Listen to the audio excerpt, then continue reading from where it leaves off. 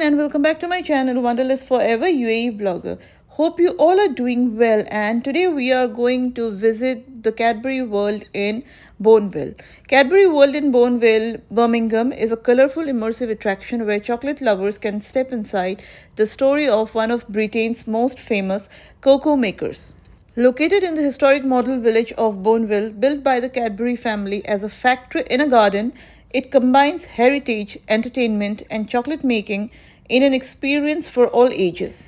Visitors' journeys are self guided, moving through 14 theme zones that bring together interactive displays, historical recreations, video and animatronic presentations, live demonstrations by chocolatiers, and sensory cinema experience like 4D chocolate adventure. Highlights include learning about the origin of cocoa, seeing how chocolate is made in the factory, tasting or sampling, exploring the Cadbury family's vision for Bournville, and enjoying the large Cadbury shop and cafe. I have mentioned all the details in the description box, so do check the description box and stay tuned and do watch the video till the end, and don't forget to like, share and subscribe. And if you're new to my channel, show some love by subscribing to the channel. Enjoy the video.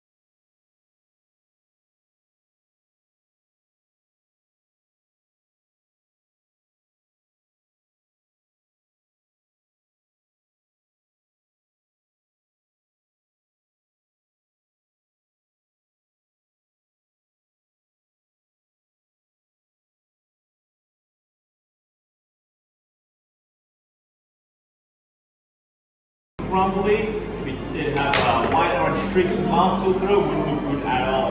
So what we need to do is temper the chocolate. We're going to do that. We take our chocolate and pour it out onto our table here.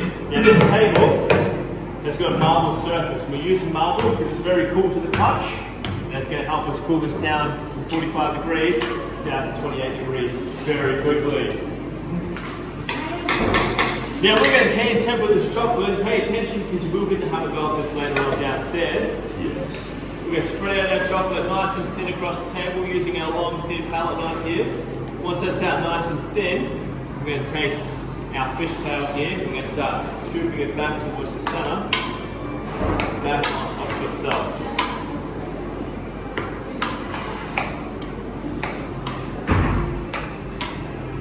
We're doing this for a couple of reasons. First reason, as I said, to help us cool this down very quickly. The second reason we're doing this is because in the chocolate we've got little sugar crystals, and what we need to do is make sure that as the chocolate's cooling down, that these sugar crystals are all going to be aligned in the same direction. If we can do that, it's going to create a lovely little sugar structure, which means that our chocolate's going to be dark and shiny, and have a lovely snappy texture when we bite into it, which is exactly what we want out of our chocolate.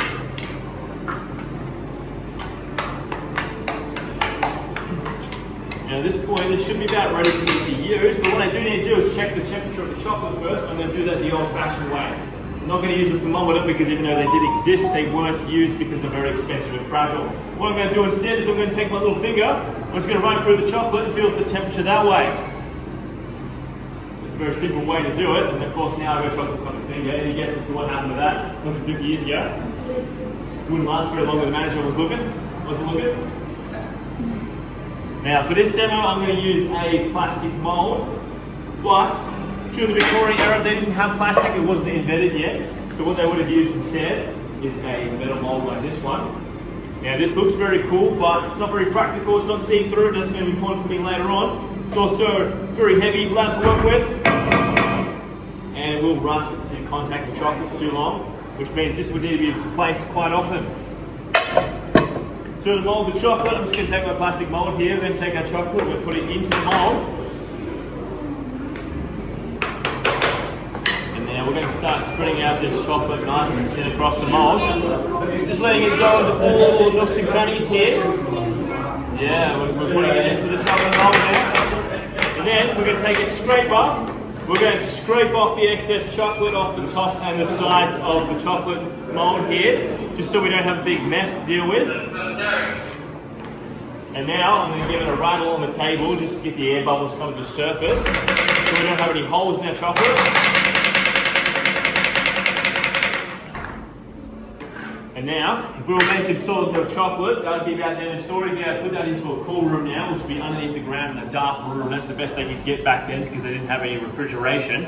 And over the course of a day or so, that would slowly set until we had finished milk chocolate. Well, I know some of you probably like caramel in your chocolate, like cream eggs and stuff like that. So if we wanted to make chocolate that had a filling in it, we'd have to do something called shelling to make room in this chocolate for a filling.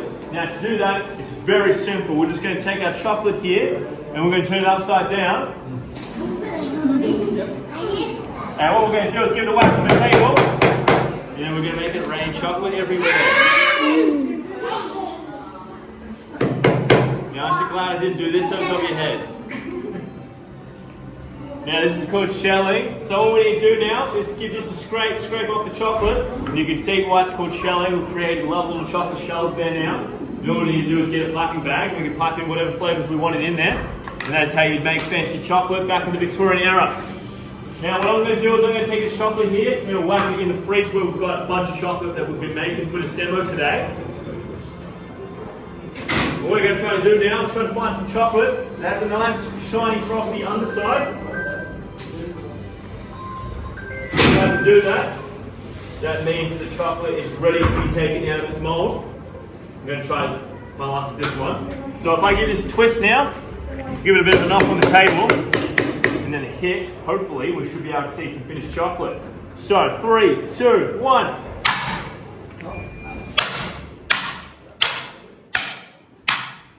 There we go, there's our finished chocolate as it would be made 150 years ago.